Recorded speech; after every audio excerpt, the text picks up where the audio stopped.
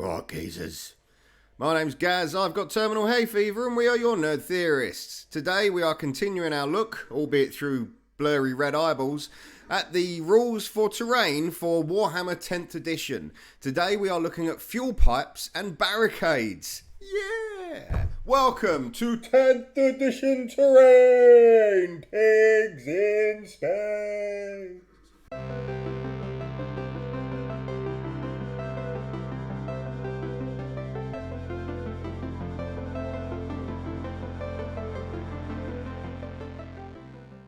Okay, so I've got my piece of paper. Fuel pipes and barricades. Now these, again, it's just the name for the rule base for this type of terrain. It will cover anything that's roughly chest to head height and long, basically. Anything that a miniature, if it was in the real world and there was a person, anything that they could duck behind but then also pop up and have a shot. So if it's transparent terrain, as I've made two pieces, you will see it's not going to give you cover. We're not going to go over the rules of cover again, so I've done that in the last two videos, go back and watch them. So basically, models wholly within 3 inches get cover if they are not fully visible to every model in the attacking unit. So, example A, here we have a rather nice barbed wire barricade. Now this gives perfect line of sight to any model on either side. So this type of barricade would not grant cover because at any time you can see the attacking unit can see the enemy unit. If, however, example B, this nice wooden balustrade was between the two models and the orc was having a pop at the soldier boy, the soldier boy can take a pop because he can see between the wooden posties, but the orc can't fully see the unit it's attacking. Therefore the Astra Militarum would get the benefit of cover. Now, charging rules. Instead of it being an inch when a model charges, instead of it being an inch between the attacking and the enemy unit, if the enemy unit is within 1 inch of the terrain, as our Astra Militarum is here, the orc only needs to get up to 2 inches from the enemy. So they need to charge up to the terrain as best they can, but 2 inches between the models, not 1 inch. In the fight phase, units can attack over the top of the barricade if they are 2 inches from one another. So again, not an inch, 2 inches. So it basically just gives you a little bit of extra manoeuvres. Therefore, it's as if they are running up to it and then leaning over and going, have some of that, you twat. So that's the rules for it. Now, you will have noticed those rather nice pieces of terrain that I was using to demonstrate there. The barbed wire barricade and the wooden balustrade. How would you like to make your own? Well, I'll fucking show you, sunshine. Watch this. Okay, firstly, for the barbed wire barricade, you will want to get yourself a packet of kebab skewers. These were £1. There's thousands in it. Not thousands, but there's a lot in it. And you want to cut the spiky end off. It doesn't really matter how long they are. I've done mine roughly the size of a human figure. As long as they're all the same length, it doesn't matter. Wang off the pointy bits of quite a few of them, depending how long you want your barricade, and then line them all up like little spiky soldiers. Next, you want to get some contact adhesive. Yoo-hoo stuff's alright, cheap and cheerful. Don't use super glue, at least not liquid super glue, because that doesn't stick the buggers together at all, I've discovered.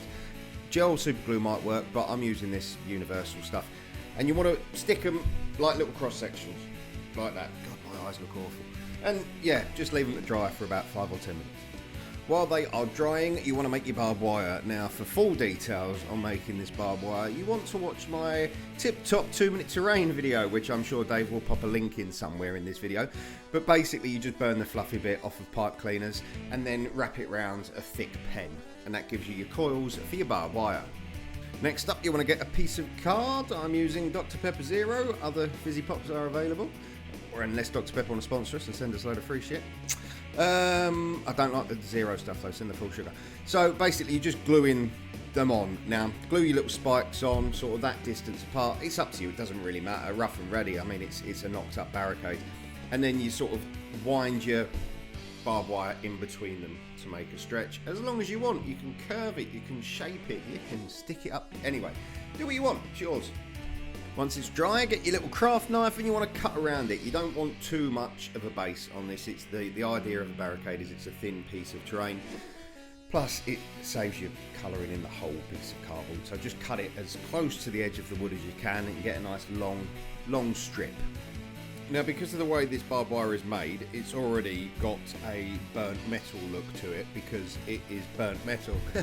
But if you want it looking newer, you can just paint it silver. I just dry brushed some silver onto it just to give it a bit more of a silvery look because it was really black.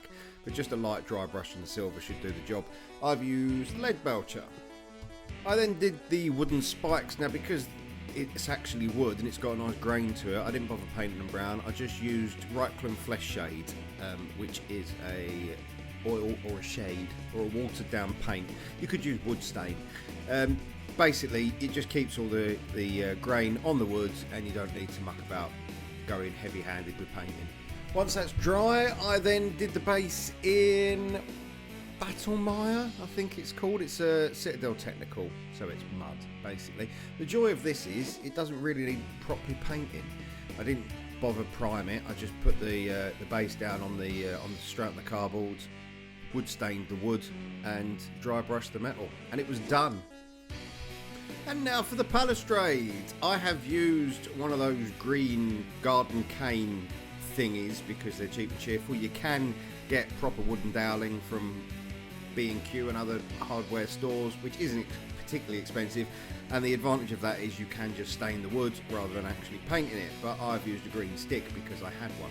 Now, there's two ways to do this depending on how tidy you want your balustrade to look. I have done mine in a rough and ready sort of brutal landscape style, so I've made sure that none of the pieces of wood were exactly the same length, and then I have sharpened them just using a craft knife.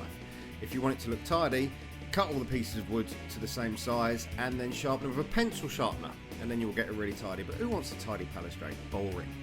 Once you're happy with the number of spikes you've got, get yourself a lollipop stick or a coffee stirrer. I'm using a coffee stirrer because they're longer and thinner and I think it's just better for scale.